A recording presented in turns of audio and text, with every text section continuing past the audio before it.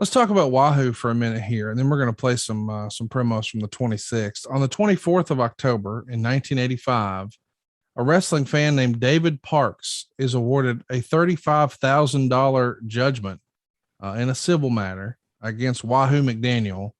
And this all stemmed from an incident back in Greensboro on September 22nd, 1984, where Parks allegedly suffered a broken nose.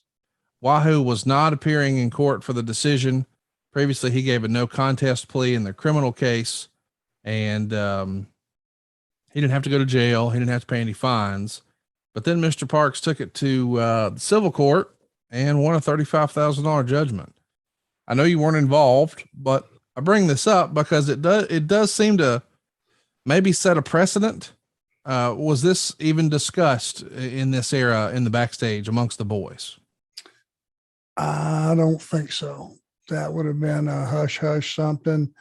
And I don't think you would have wanted any comments to go in the newspaper, someone talk about it on the radio or whatever the deal would be. I mean, that would court proceedings and outcomes and all that. I think you would probably want to sit on that, but it was common, lawsuits, if you're making your way down the aisle and a guy sucker punches you in those days, and just without thinking, you turn around and you blast the guy and you knock him unconscious or something, or hurt him or split his head or bust his nose or whatever, you were regarded as a professional fighter in a court of law in those days. And even though the guy, if it was just two guys in a bar and the one guy whacks one and the other one gives him one shot back, that guy's not going to be held accountable. But in our situation in those days, we were.